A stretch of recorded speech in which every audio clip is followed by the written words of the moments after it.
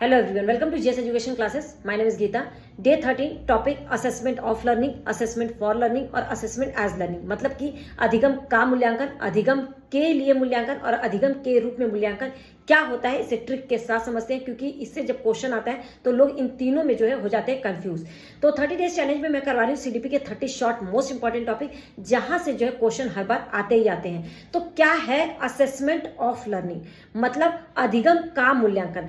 तो assessment of जहां पे लिखा हो वहां से समझिएगा, ऑफ से समझिएगा। ऑफ का मतलब होता है जैसे खत्म, तो मतलब कि जो मूल्यांकन खत्म होने के बाद किया जाता है। तो कौन सा मूल्यांकन खत्म होने के बाद, पाठ्यक्रम खत्म होने के बाद कौन सा मूल्यांकन होता है? Summative assessment. तो असेसमेंट ऑफ लर्निंग जो है वो उसमें क्या आएगा? सबमेटिव असेसमेंट, अर्थात योगात्मक मूल्यांकन। ऑफ से याद रखना, ऑफ का मतलब होता है खत्म। तो जो मूल्यांकन खत्म होने के बाद लिया जाता है, पाठ्यक्रम पूरा खत्म होने के बाद लिया जाता है, वो कौन सा मूल्यांकन होता है? सबमेटिव। अब आते हैं assessment for learning. Assessment for से याद रखिएगा फॉर्मेटिव, ठीक है। जो मूल्यांकन टीचिंग लर्निंग प्रोसेस के दौरान लिया जाता है, मतलब शिक्षण प्रक्रिया के दौरान किया जाता है, वो जो है क्या कहलाता है? Assessment for learning. मतलब कि अधिगम के लिए मूल्यांकन, जिसमें अधिगम के लिए मूल्यांकन किया जा रहा है, जिससे पता चल जाता है कि बच्चे को अधिगम हो रहा है या नहीं, बच्चा सीख रहा है या नहीं, जो तुरंत पता चलता है, वो कौन सा मूल्यांकन होता है? वो होता है फॉर्मेटिव। तो assessment for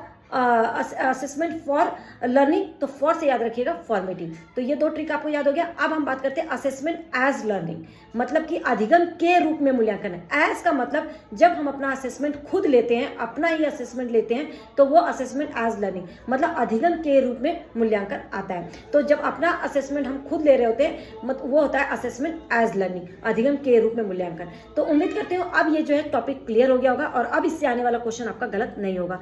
thanks for watching, all the best. और इससे आने वाले क्वेश्चन में अगर अभी भी आपको कोई डाउट है कि आप नहीं कर पाएंगे, तो कमेंट करके जरूर बताइएगा, मैं दोबारा एक्सप्लेन करूंगी, क्योंकि इसमें जो है लोग बहुत ज्यादा कंफ्यूज हो जाते हैं। तो अगर आप चैनल पर नए हैं तो चैनल को सब्सक्राइब कर लीजिएगा, ताकि आने वाली वीडियो की नोटिफिकेशन आपको टाइम पर मिल सके, क्योंकि ये 30 डेज चैलेंज में आप 30 शॉर्ट मोस्ट इंपॉर्टेंट टॉपिक जो है टाइमली कर पाएंगे। All the best.